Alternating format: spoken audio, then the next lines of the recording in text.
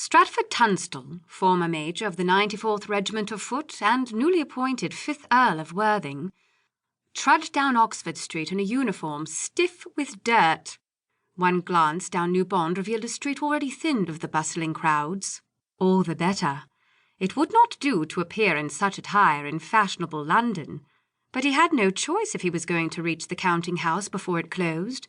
Picking up his pace, he headed toward the stone building housing the bank, its spring flowers poking through the wrought-iron gate. He passed 3 women at a storefront, inspecting a purchase of embroidered silk, when one broke away from the group with a startled cry.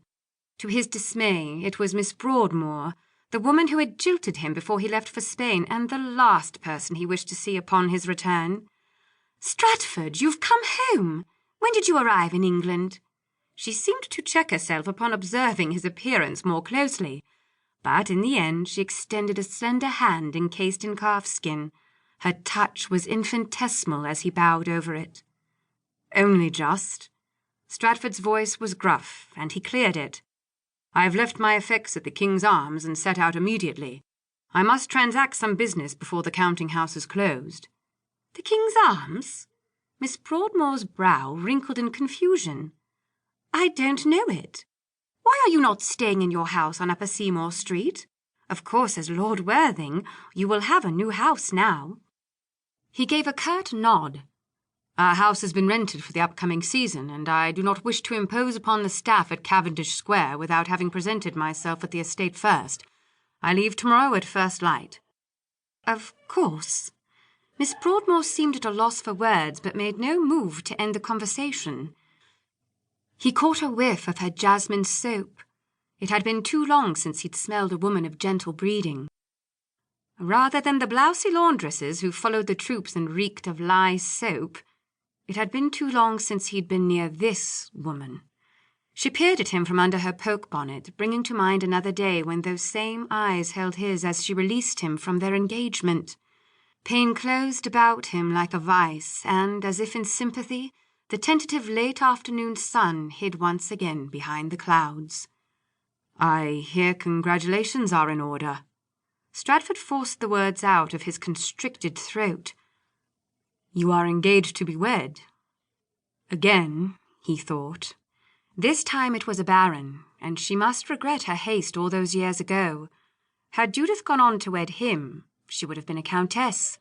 She'd made her mercenary views abundantly clear on the day she jilted him. Miss Broadmoor looked at her feet. "I fear you are under a misapprehension. Lord Garrett sent the announcement after speaking with my father, but he did not address himself to me, and I'm afraid I do not return his regard." Stratford considered her silently as she continued in a resigned tone. "These weeks have been uncomfortable for me.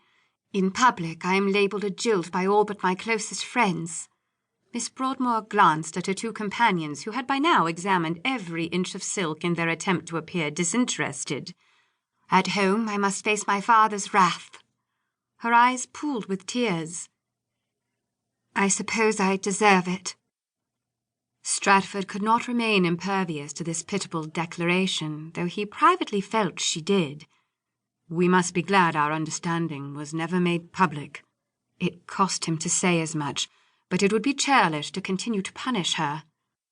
A silence ensued, and Stratford was unable to bring the conversation to a close. He wanted to pull out his pocket-watch to see if there was time, but his arms hung heavy at his sides, and the words remained stuck in his chest. Finally, Miss Broadmoor broke the silence. "Please accept my condolences for the loss of your father. I thought you might perhaps have had leave to attend his funeral." "I had it, but we were laying siege to Ciudad Rodrigo in Spain, and officers were in short supply. My father would have preferred me to see the thing through." His throat worked while he chose his next words.